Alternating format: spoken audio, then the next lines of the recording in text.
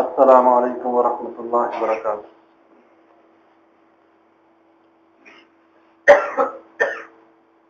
ان الحمد لله نحمده ونستعينه ونستغفره ونعوذ بالله من شرور انفسنا ومن سيئات اعمالنا، من يهده الله فلا مضل له ومن يضلله فلا هادي له، وأشهد أن لا إله إلا الله وحده لا شريك له، وأشهد أن محمدا عبده ورسوله. يا أيها الذين آمنوا اتقوا الله حق تقاته ولا تموتن إلا وأنتم مسلمون. يا أيها الناس اتقوا ربكم الذي خلقكم من نفس واحدة وخلق منها زوجها وبث منهما رجالا كثيرا ونساء، واتقوا الله الذي تساءلون به والأرحام، إن الله كان عليكم رقيبا. يا أيها الذين آمنوا اتقوا الله وقولوا قولا سديدا يصلح لكم أعمالكم ويغفر لكم ذنوبكم، ومن يطع الله ورسوله فقد فاز فوزا عظيما. أما بعد، فإن خير الحديث كتاب الله وخير الهدي هدي محمد صلى الله عليه وسلم وشر الأمور محدثاتها وكل محدثة بدعة وكل بدعة ضلالة وكل ضلالة في النار. اللهم صل على محمد وعلى آل محمد كما صليت على إبراهيم وعلى آل إبراهيم إنك حميد مجيد. اللهم بارك على محمد وعلى آل محمد كما باركت على إبراهيم وعلى آل إبراهيم إنك حميد مجيد. رب اشرح لي صدري ويسر لي أمري واحلل عقدة من لساني يفقهوا قولي.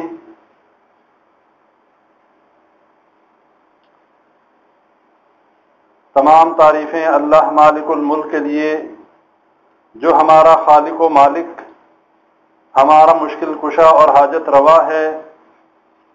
ان گنت درود و سلام نبی اکرم صلی اللہ علیہ وسلم کی ذات مبارکہ پر کہ جنہیں اللہ تبارک و تعالیٰ نے انسانیت کے لیے رشد و ہدایت کا سرچشمہ بنا کر بھیجا. اللہ تبارک و تعالیٰ نے اپنی بنائی ہوئی مخلوق جن و انس کی ہدایت کے لیے انبیاء کرام کو مبعوث فرمایا، اور جب انبیاء کرام کو مبعوث فرمایا تو پھر ان کے ذریعے ان کتابوں کو بھی نازل فرمایا کہ جو اپنے اپنے دور کی بہترین کتابیں تھیں، اور ان میں سے آخری کتاب جو آخری نبی حضرت محمد صلی اللہ علیہ وسلم پر نازل کی گئی، جسے قرآن مجید بھی کہا جاتا ہے، جسے فرقان حمید بھی کہا جاتا ہے، جو حق و باطل میں فرق کرنے والی ہے. اور یہ ایک ایسا معجزہ ہے کہ جو نبی اکرم صلی اللہ علیہ وسلم پر 23 سال میں اللہ تبارک و تعالیٰ نے نازل فرمایا، اور قیامت تک کے آنے والی انسانیت کے لیے اس کو محفوظ فرما دیا.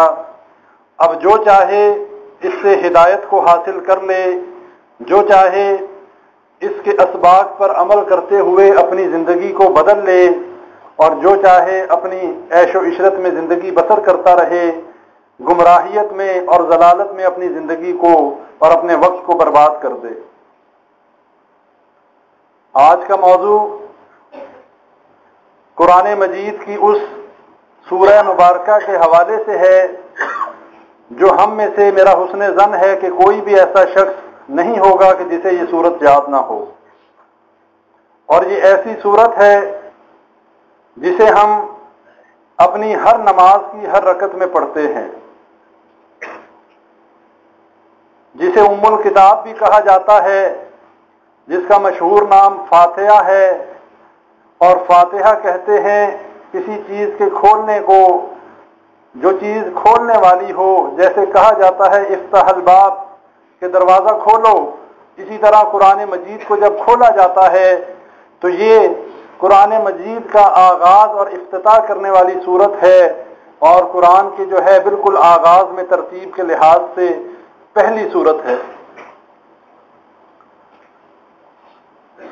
ہم اپنی نمازوں میں اس سورہ کی تلاوت کرتے ہیں. اللہ سے ہم کچھ مانگتے ہیں، اور مانگنے کے کچھ آداب ہیں کہ جس میں ہم اللہ کی حمد و ثنا بیان کرتے ہیں. اللہ ہی کو مالک و خالق مانتے ہوئے، تمام جہانوں کا رب مانتے ہوئے ہم کہتے ہیں، اس بات کا اقرار کرتے ہیں کہ اے اللہ تو بڑا ہی رحمان اور رحیم ہے. اور یہ سورت بچپن سے لے کر جوانی تک اور بڑھاپے تک ساری زندگی جن کو اللہ نے توفیق دی نمازیں پڑھتے ہیں ماشاءاللہ، اپنی نمازوں میں اس سورت کا اہتمام کرتے ہیں. لیکن یہاں پر سوال یہ پیدا ہوتا ہے کہ کیا ہم اس سورت کے مفہوم کو سمجھتے ہیں کیا ہمیں یہ معلوم ہے کہ ہم اللہ سے کیا قول و قرار کر رہے ہیں؟ ہم اللہ سے کس چیز کا سوال کر رہے ہیں؟ اللہ نے قرآن میں ذکر فرما دیا انا ہدیناہ النجدین کہ ہم نے انہیں دونوں راستوں کی طرف ہدایت کر دی. انا ہدیناہ السبیل اما شاکرا و اما کفورا کہ ہم نے انہیں راستے کی طرف ہدایت کر دی. اب چاہیں تو میرا شکر کرنے والے بن جائیں اور اگر چاہیں تو ناشکرے بن جائیں، ناشکری کرنے والے بن جائیں. صحیح بخاری کی روایت ہے، نبی صلی اللہ علیہ وسلم نے فرمایا، صحابی سے ذکر فرمایا کہ کیا میں تجھے ایسی صورت نہ بتاؤں کہ جو قرآن میں سب سے افضل صورت ہے اور جو مجھے عطا کی گئی ہے. اس صورت کو سبع المثانی بھی کہا جاتا ہے. سبع سات کو کہتے ہیں. مثانی کا مطلب ہے بار بار دہرائی جانے والی. اسے سبع مثانی اس لیے کہا جاتا ہے کہ یہ وہ صورت ہے کہ جو نمازوں میں بھی دہرائی جاتی ہے، ہر رکعت میں پڑھی جاتی ہے اور بار بار پڑھی جاتی ہے. فرمایا مرتبے اور مقام کے لحاظ سے سورہ فاتحہ جو ہے سب سے بہترین صورت ہے اور یہ پورے قرآن کا خلاصہ ہے. اللہ تعالیٰ نے جو احکامات اس قرآن مجید میں نازل فرمائے، جس میں بندے کے اللہ کے ساتھ کیا حقوق و فرائض ہیں، بندے کے بندوں کے ساتھ کیا حقوق اور فرائض ہیں، بندوں کے معاشرے کے اندر کیا حقوق و فرائض ہیں، تمام کے تمام قرآن تمام انہی موضوعات کے اوپر بحث کرتا ہے، جس میں بندے کے اللہ کے ساتھ کیا روابط اور کیا تعلقات ہونے چاہیے، بندوں کے آپس میں کیسے تعلقات اور رابطے ہونے چاہیے، کیا حقوق و فرائض ہونے چاہیے. حقوق اللہ کا ذکر ہے، حقوق العباد کا ذکر ہے، اور اسی طرح معاشرے میں ایک اچھا انسان اور مسلمان بننے کے لیے اس کے اندر کون سی خوبیاں ہونی چاہیے. قرآن ہمیں زندگی گزارنے کا ایک مکمل منشور دیتا ہے. اللہ نے ایسے ہی قرآن میں یہ بات نہیں فرمائی لقد کان لکم فی رسول اللہ اسوۃ حسنہ کہ تحقیق تمہارے لیے نبی اکرم صلی اللہ علیہ وسلم کی زندگی میں بہترین نمونہ ہے. اور نبی صلی اللہ علیہ وسلم کی زندگی کیا ہے؟ وہ خود قرآن ہے. حضرت عائشہ رضی اللہ تعالی عنہا سے کسی نے نبی صلی اللہ علیہ وسلم کے حوالے سے سوال کیا، معاملات اور اخلاقیات کے حوالے سے. فرمایا کہ تم نے قرآن نہیں پڑھا. یہ قرآن جو ہے یہ نبی صلی اللہ علیہ وسلم کا خلق ہے. قرآن کے اندر نبی صلی اللہ علیہ وسلم کے تمام معاملات بھی شامل ہیں، ان کے عادات بھی شامل ہیں اور ان کی دعوت اور ان کی تبلیغ بھی شامل ہے. تو یہ سورہ فاتحہ جو ہے اسے ام الکتاب بھی کہا جاتا ہے، اسے شفا بھی کہا جاتا ہے، اسے رقیہ بھی کہا جاتا ہے، اور اسی طرح اس کے اور بہت سے نام ہیں، لیکن جو سب سے زیادہ مشہور نام ہے اسے ہم سورہ فاتحہ کہتے ہیں. اور اس میں ہم اللہ تعالیٰ سے کیا اقرار کرتے ہیں. جب کسی سے کوئی چیز مانگنی ہو، جب کسی انسان سے کسی چیز کا مطالبہ کرنا ہو، تو انسان جب انسان کے سامنے جاتا ہے تو پہلے اس کی تعریف کرتا ہے. اسے جو ہے اس لیے کہ تعریف ایسی چیز ہے کہ ہر انسان کو پسند ہے. کوئی یہ پسند نہیں کرتا کہ اس کی جو ہے توہین کی جائے. انسانوں میں جب یہ معاملہ ہے تو رب العالمین جو ہے وہ تو سب سے اعلیٰ اور ارفع ہے. رب العالمین کا تو یہ بالکل یہ حق ہے کہ اس کی مخلوق ہر وقت اللہ کی تعریف بیان کرے. حدیث میں آتا ہے افضل الذکر لا الہ الا اللہ کہ بہترین ذکر جو ہے وہ لا الہ الا اللہ ہے. وافضل الدعاء الحمدللہ اور سب سے بہترین جو دعا ہے وہ الحمدللہ ہے. ہر وقت انسان اٹھتے بیٹھتے ان اذکار کو جو ہے کرتا رہے، ہر بات پہ اللہ کی حمد بیان کرے، اللہ کی تعریف بیان کرے کہ اے اللہ تمام تعریفیں تیرے لیے ہیں. اور جب قرآن کی تلاوت کی جائے اور جب بھی ہم قرآن پڑھنے لگیں، اللہ کا اس اتارے ہوئے کلام کی تلاوت کرنے لگیں، تو اللہ فرماتا ہے کہ شیطان مردود سے جو ہے پناہ مانگ لیا کرو اور اعوذ باللہ من الشیطان الرجیم پڑھ لیا کرو تاکہ شیطانی وسوسوں سے محفوظ ہو سکو، اس لیے کہ شیطان انسان کے جسم میں خون کی طرح گردش کرتا ہے، سارا دن انسان کے ذہن اور دل کو جو ہے وسوسوں میں ملوث رکھتا ہے۔ اگر قرآن کی تلاوت کرنے لگو، اللہ کا کلام پڑھنے لگو تو اعوذ باللہ پڑھ لیا کرو۔ فَإِذَا قَرَأْتَ الْقُرْآنَ فَاسْتَعِذْ بِاللَّهِ مِنَ الشَّيْطَانِ الرَّجِيمِ کہ جب تم قرآن کی تلاوت کرنے لگو تو اللہ تعالیٰ کی پناہ میں آ جاؤ، کس سے؟ شیطان مردود سے۔ وقت مختصر ہے، یہ سورہ فاتحہ کی تفسیر یا اس کے فضائل کے حوالے سے اگر تفصیلاً بات کی جائے تو کتنے ہی جمعے چاہیے، اس لیے کہ یہ سورہ ایسی عظیم سورہ ہے کہ جس میں اللہ تعالیٰ نے پورے قرآن کے خلاصے کو جمع کر دیا، جس میں اللہ تعالیٰ کی عبادت کا ذکر بھی ہے، جس میں اللہ تعالیٰ کی حمد و ثنا بھی ہے۔ نبی صلی اللہ علیہ وسلم نے فرمایا کہ جب اللہ سے مانگنے لگو تو سب سے پہلے اللہ کی حمد و ثنا بیان کرو، پھر نبی صلی اللہ علیہ وسلم پر درود و سلام جو ہے پڑھو اور اس کے بعد اللہ سے کے سامنے اپنی حاجت کا بیان کرو۔ تو جب ہم نماز شروع کرتے ہیں تو ہم سب سے پہلے اللہ تعالیٰ کی تعریف بیان کرتے ہیں اور کہتے ہیں الحمدللہ رب العالمین، کہ تمام تعریفیں اے اللہ مالک الملک، اے رب تیرے لیے ہیں۔ اور وہ رب ہے کون؟ وہ رب وہ ہے رب العالمین، کہ جو تمام جہانوں کا رب ہے، جو تمام عالمین کا رب ہے، وہ مخلوقات زمین پر ہوں، وہ مخلوقات پانی کے اندر سمندروں میں ہوں، یا وہ مخلوقات آسمانوں میں ہوں، اللہ تعالیٰ تمام عالمین کا رب ہے۔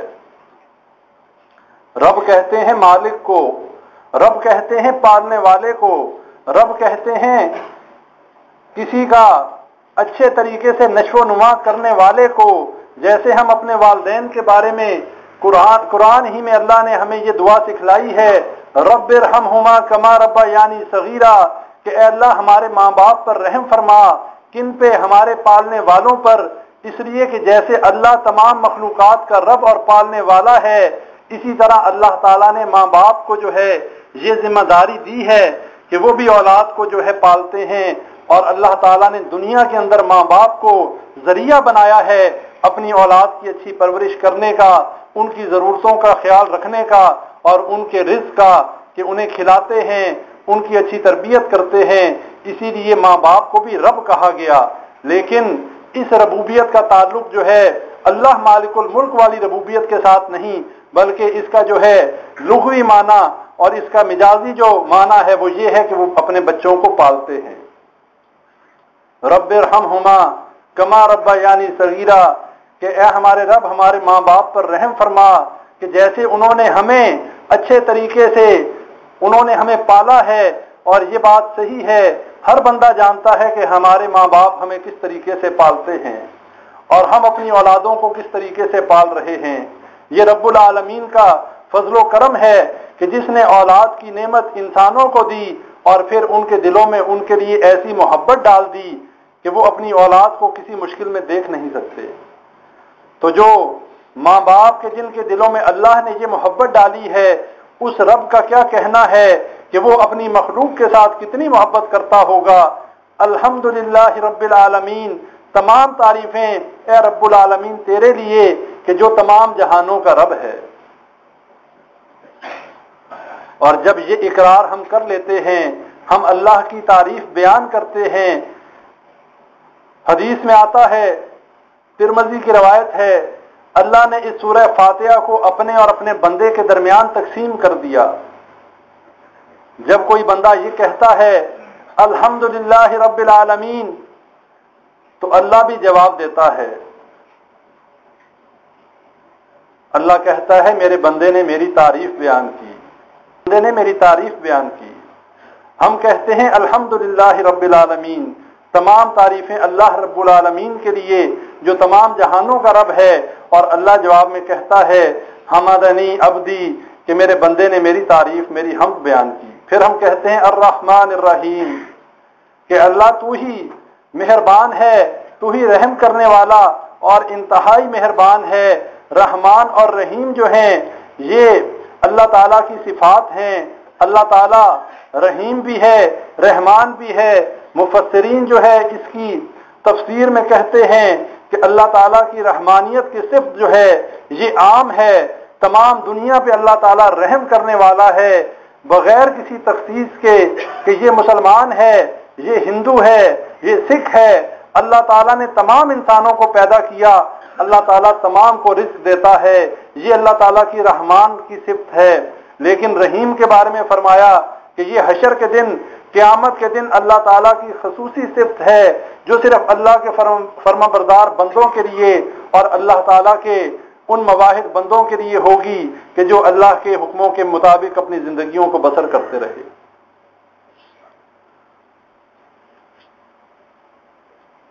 الرحمن الرحیم، اے اللہ تو ہی رحم کرنے والا نہایت مہربان ہے۔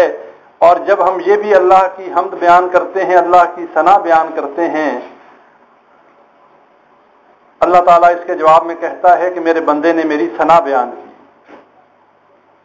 مالک یوم الدین، ہم کہتے ہیں کہ اے اللہ تو ہی قیامت کے دن کا مالک ہے، روز جزا اور سزا کے دن کا تو ہی مالک ہے۔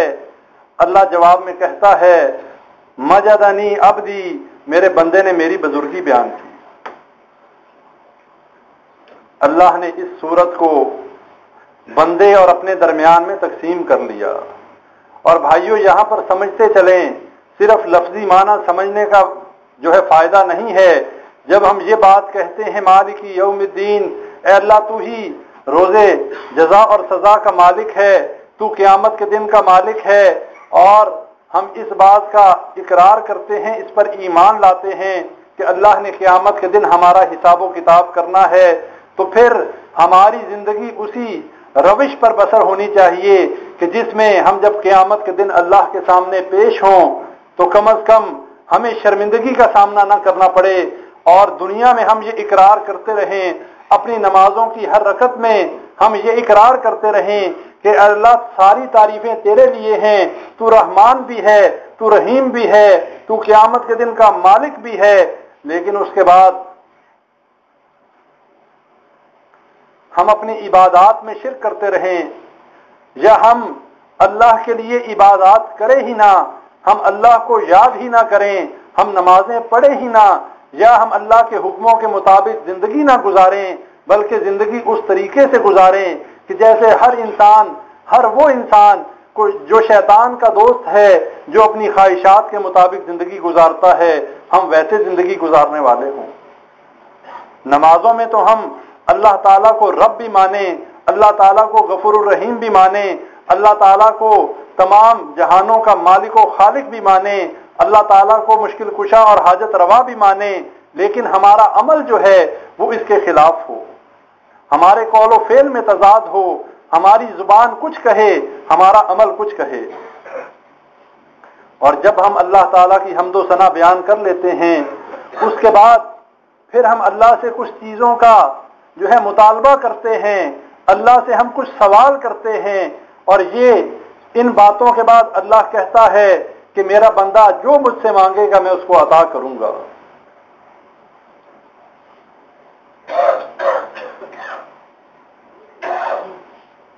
جب ہم مالک یوم الدین کے بعد کہتے ہیں ایاک نعبد و ایاک نستعین، اے اللہ ہم تیری ہی عبادت کرتے ہیں اور تجھ ہی سے مدد مانگتے ہیں، یہ ایک جملہ جو ہے، یہ ایک آیا جو ہے، یہ ایک آیت پوری اس سورت کا خلاصہ بھی ہے اور پورے قرآن کے مضامین کا خلاصہ بھی ہے کہ اللہ تعالیٰ نے انسانوں اور جنوں کو اپنی عبادت کے لیے پیدا کیا۔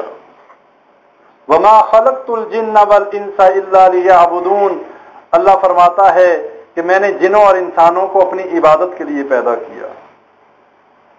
اب اس عبادت کے حق کو ہم میں سے کتنے لوگ ادا کر رہے ہیں؟ ہم میں سے کتنے لوگ ہیں جو اس بات کو جانتے ہیں کہ ہم اس دنیا میں کیوں بھیجے گئے؟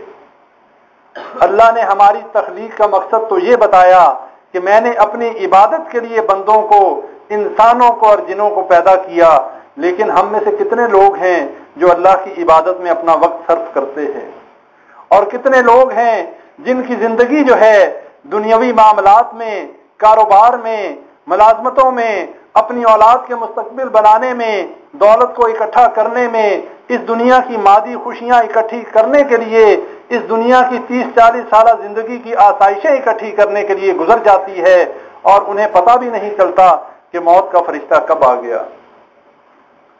الہاکم التکاثر، ہلاکت میں پڑ گئے، مال کی کثرت کی طلب میں جو ہے ہلاک ہو گئے، اور اس مال کی کثرت کی ہوس نے ہلاک کر دیا۔ حتی زرتم المقابر، یہاں تک کہ تم نے اپنی قبروں کو دیکھ لیا، یہاں تک کہ تم قبروں میں پہنچ گئے۔ یہ کسی بندے کا کلام نہیں ہے، یہ اللہ مالک الملک کا کلام ہے کہ اللہ تعالیٰ اپنی بنائی ہوئی مخلوق سے واقف ہے کہ ان کے دل کے اندر مال کی محبت، ان کے دل کے اندر اولاد کی محبت، اس دنیا کی محبت اتنی رچ بس گئی ہے کہ ان کے لیے اللہ کی عبادت اتنی اہم نہیں ہے جتنا ان کے لیے دنیا کا مال و دولت جو ہے وہ اہم ہے۔ اور اللہ نے یہ بات فرما دی کہ مال کی کثرت کے ہوس نے، اس کے لالچ نے انہیں ہلاک کر دیا، اور یہاں تک کہ انہوں نے اپنے آخری آرام گاہ دیکھ لی، انہوں نے اپنی قبریں دیکھ لیں، انہوں نے اپنے قبروں کے اندر جو ہے یہ داخل ہو گئے، اور انسان کو کیا پتا کب اسے موت آ جائے۔ ہم میں سے کسی کو یہ پتا نہیں ہے۔ اگر ہمیں یہ پتا چل جائے ہم نے کب مرنا ہے تو میرے بھائیوں پھر ہر بندہ الگ تھلگ ہو جائے، دنیا کے معاملات سے اپنے آپ کو علیحدہ کر لے، اور ہر وقت اللہ کی عبادت میں لگا رہے، اپنے گناہوں پر روتا رہے، اللہ سے معافیاں مانگتا رہے۔ لیکن پھر امتحان کیسا ہوا؟ اگر اللہ یہ بتا دے کہ کس شخص نے کب مرنا ہے، پھر تو معاملہ ہی ختم ہو گیا، پھر امتحان تو ختم ہو گیا۔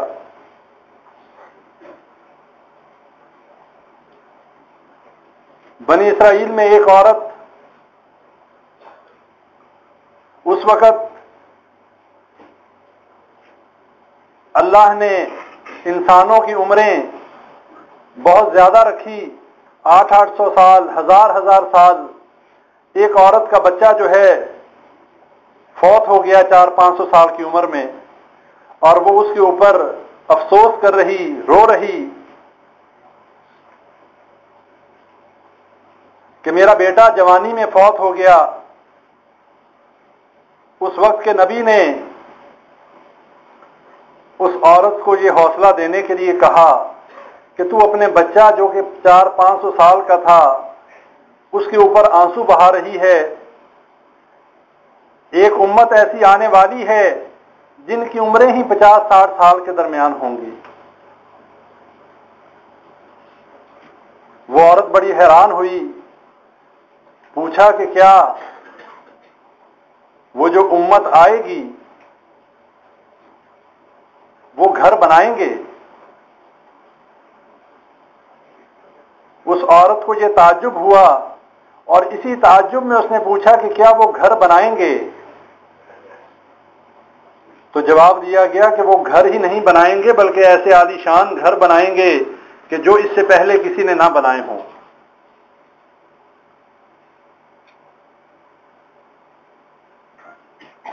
وہ جواب میں کہنے لگی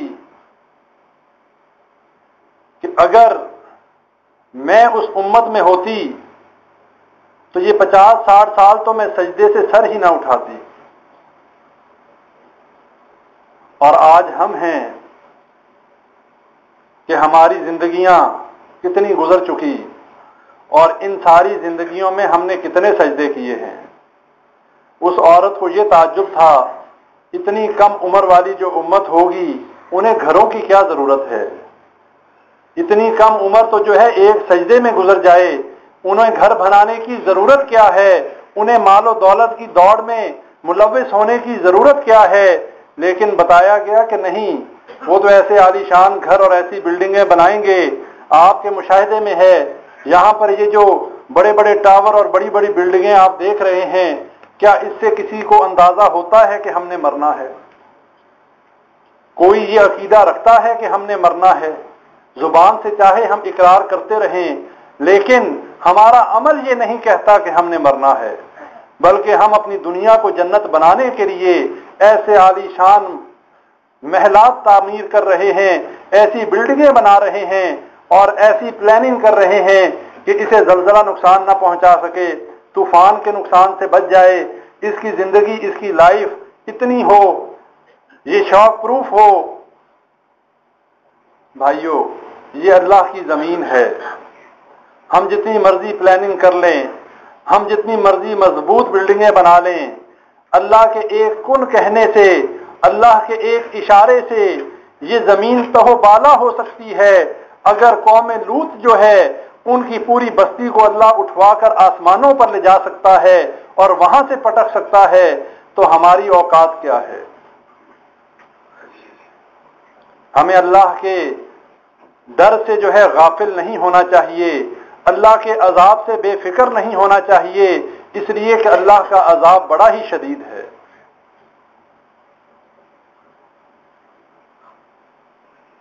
تو یہ ایک بات میں نے آپ بھائیوں کے سامنے رکھی کہ جب ہم اللہ سے یہ اقرار کرتے ہیں کہ اے اللہ ہم تیری ہی عبادت کرتے ہیں اور تجھ سے ہی مدد مانگتے ہیں، اس آیت کا مفہوم سمجھ لیجئے۔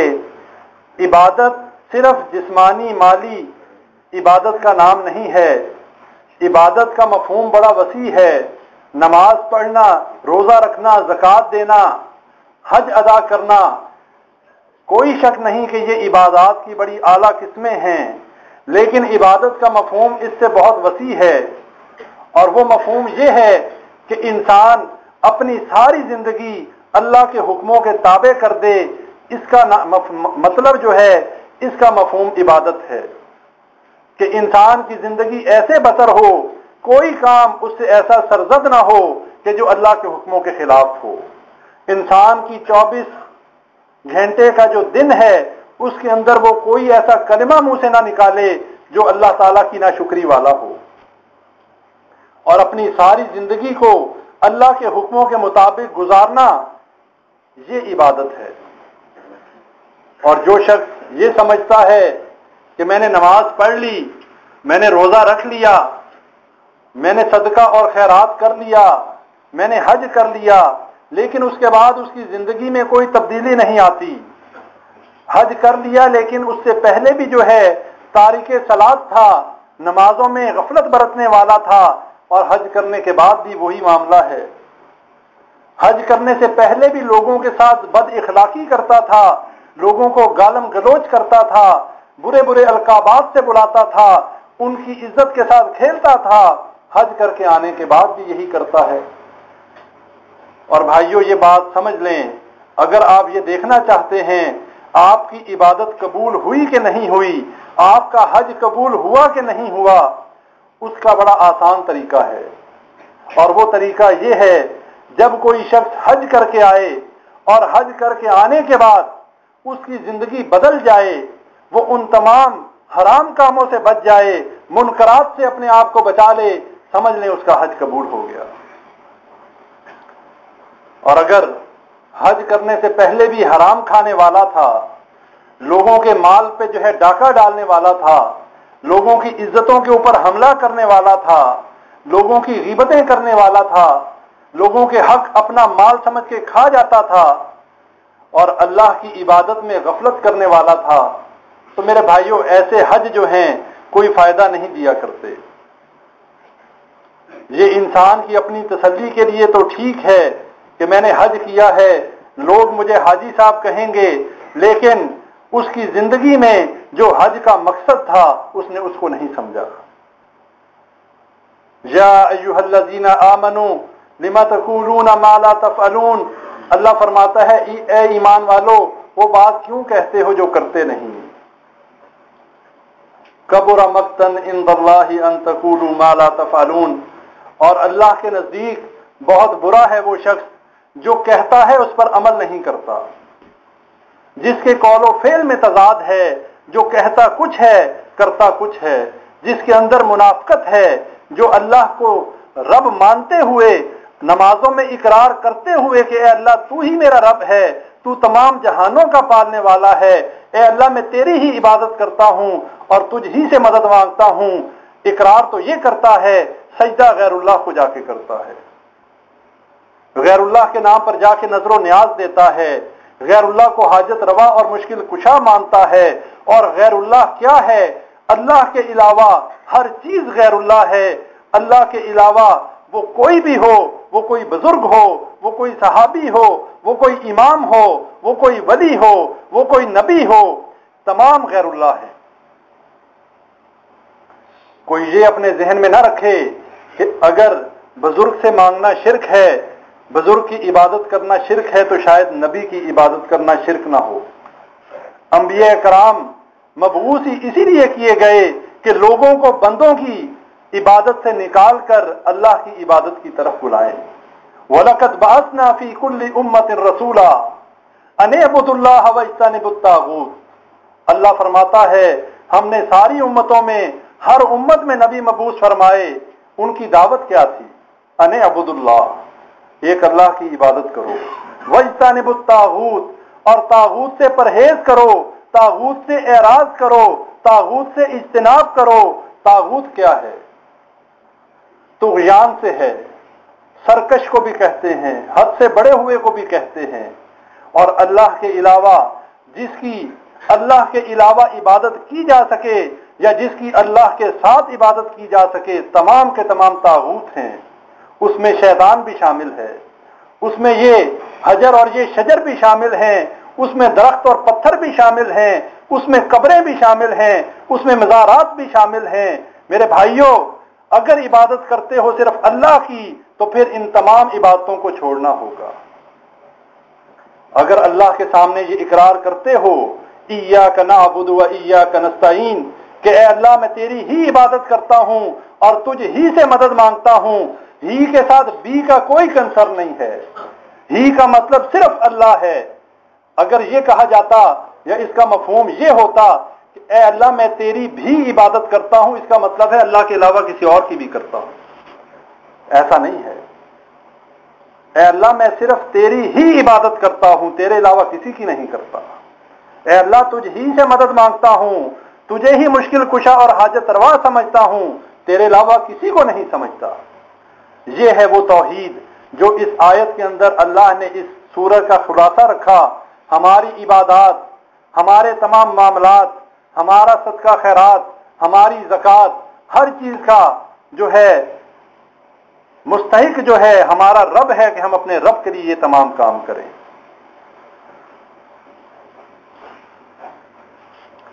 اس کے بعد ہم اللہ سے یہ دعا کرتے ہیں کہ اہدنا الصراط المستقیم، اے اللہ ہمیں سیدھا راستہ دکھا۔ اہدنا الصراط المستقیم، اے اللہ ہمیں صراط مستقیم جو ہے اس کی طرف ہدایت دے۔ اب یہ ساری باتیں ہم نے جو اللہ سے کی ہیں، ایسا نہیں کہ اللہ ہمیں جواب نہیں دیتا، اللہ ہمیں جواب دیتا ہے۔ جب اللہ دیکھتا ہے کہ میرا بندہ میری حمد و ثنا بیان کر رہا، میرا بندہ میرے ساتھ یہ وعدہ اور یہ کمٹمنٹ کر رہا کہ اے اللہ میں تیری ہی عبادت کرتا ہوں اور تجھ ہی سے مدد مانگتا ہوں، اللہ کے ساتھ جب یہ پکا وعدہ انسان کرتا ہے اور وہ واقعی اپنے وعدے میں سچا ہو، اللہ کے علاوہ کسی کے ساتھ جو ہے کوئی رابطہ رکھنے والا، کوئی عقیدہ رکھنے والا، کوئی مشکل کشائی اور حاجت روائی کا عقیدہ رکھنے والا نہ ہو، پھر اللہ کہتا ہے ہاں میرے بندے اب مانگ، کیا مانگتا ہے؟ جو مانگتا ہے تجھے عطا کیا جائے گا۔ اور بندہ کیا مانگتا ہے؟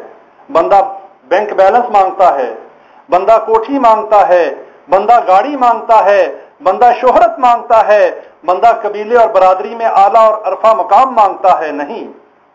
یہ ساری جو ہیں وَمَا الْحَيَاةُ الدُّنْيَا إِلَّا مَتَاعُ الْغُرُورِ، یہ سب دھوکہ ہے، یہ دنیا کی زندگی دھوکے کا سامان ہے، بندہ یہ نہیں مانگتا۔ لیکن ہمارے دلوں میں تو یہی ہوتا ہے کہ اللہ دولت مل جائے، اے اللہ اتنی دولت ہو، اولاد کسی قسم کی کسی کی محتاج نہ ہو، اے اللہ اتنی شہرت، اتنا مال و متاع مل جائے، برادری میں نام ہو، برادری میں شہرت کا ڈنکا بجے کہ فلاں بندہ قطر میں ملازمت کرتا تھا، بڑا مال بنایا ہے، بڑی اچھی کوٹھی بنائی ہے، بڑی نئی گاڑی ہے، اور اولاد ہے وہ بھی عیاشی کرتی پھرتی ہے، باپ ساری زندگی باہر دھکے کھاتا ہے، اولاد کو پرواہ ہی نہیں کہ یہ باپ کس طرح کماتا ہے، اور وہ اپنی عیاشیوں اور عللوں تللوں میں اڑا دیتی ہے، اور باپ ساری زندگی باہر کی گرد چھانتا ہے اس لیے کہ دنیا کے اندر نام پیدا ہو جائے، اور وہ نام پھر بھی پیدا نہیں ہوتا۔ اولاد ایسی ناخلف مل جاتی ہے کہ سارا مال بھی اڑا دیتی ہے، ایسے جو ہے وہ جرائم میں ملوث ہو جاتی ہے، عزت خاک میں مل جاتی ہے۔ باپ ساری زندگی باہر محنت کر رہا، اولاد کی تربیت ہو نہیں سکی، اولاد ایسے بد اخلاق اور ایسے جو ہیں نافرمانوں کے وہ اپنا دوست بنا لیتی ہے کہ ان کی زندگی کا بیڑا غرق ہو جاتا ہے۔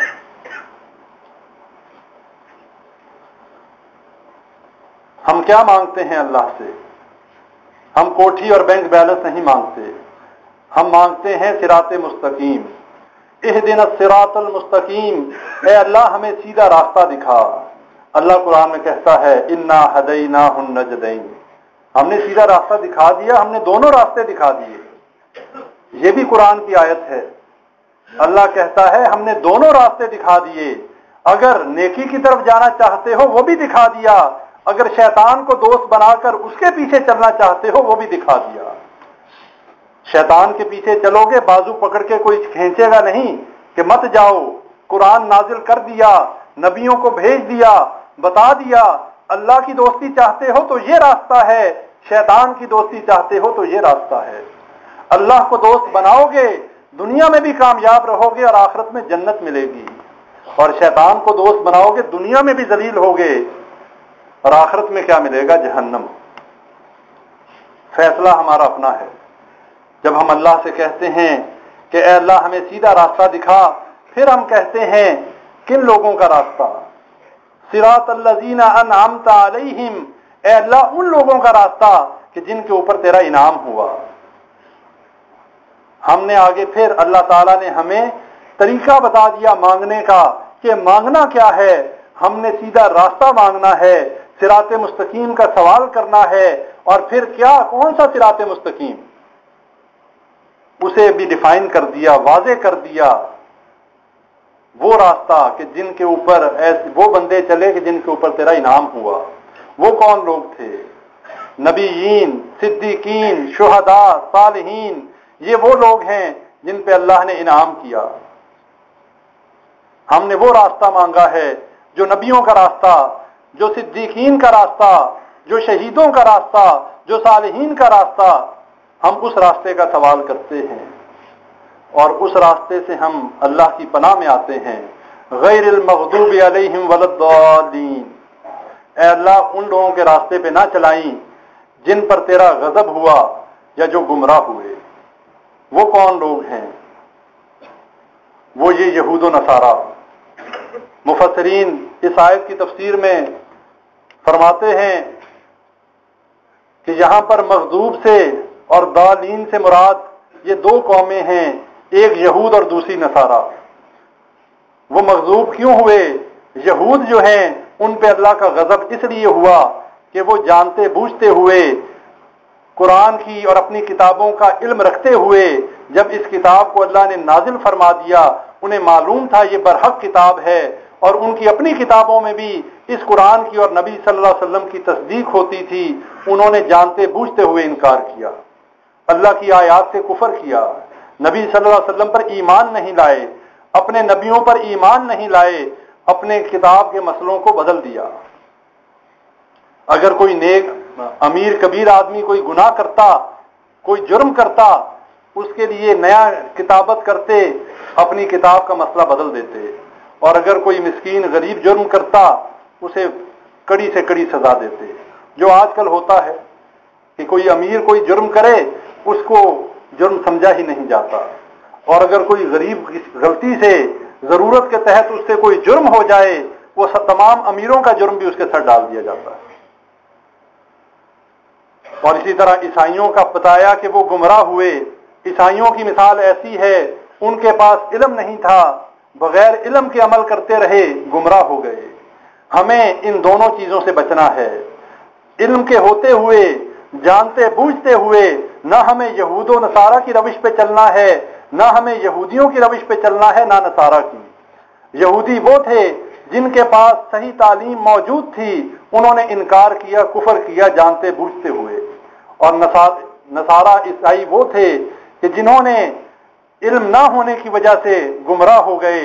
ہمیں ان دونوں کی روش سے بچنا ہے۔ اللہ سے دعا کریں اللہ تعالی ہمیں اس صورت کے مطابق اپنی زندگی بسر کرنے کی توفیق عطا فرمائے، اور ہم اپنی نمازوں میں جو اللہ سے اس صورت میں طلب کرتے ہیں اللہ تعالی ہمیں وہ عطا کرے، اور ہمیں اپنی زندگیاں اسی سورہ کے مطابق گزارنے کی توفیق عطا فرمائے۔ وآخر دعوانا الحمدللہ رب العالمین۔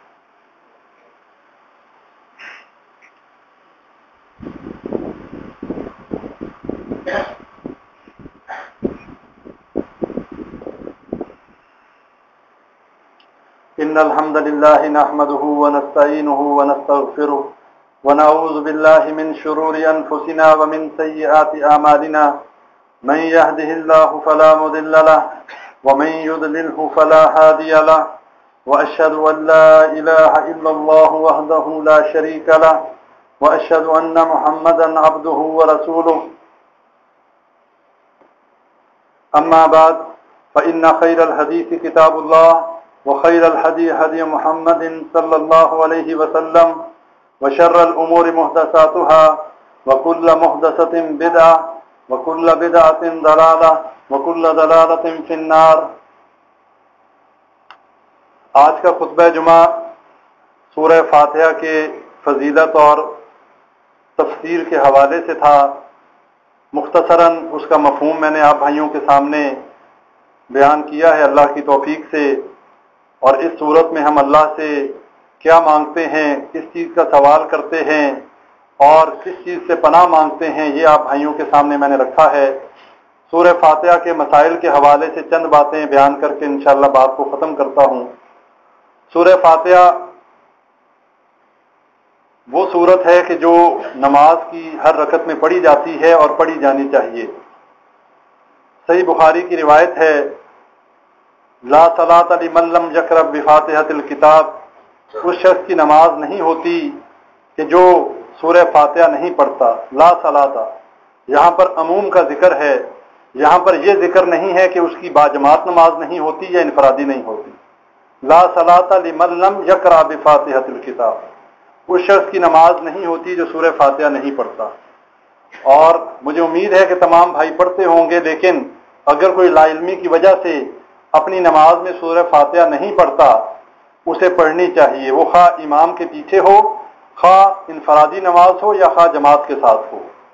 اس لیے کہ حضرت ابو ہریرہ تعالیٰ عنہ روایت کرنے والے ہیں، حدیث میں آتا ہے نبی صلی اللہ علیہ وسلم نے فرمایا کہ جس نے ام الکتاب نہ پڑھی، ام الکتاب سورہ فاتحہ کا نام ہے، اس کی نماز جو ہے ناقص ہے، ناقص ہے، ناقص ہے، 3 دفعہ یہ الفاظ فرمائے۔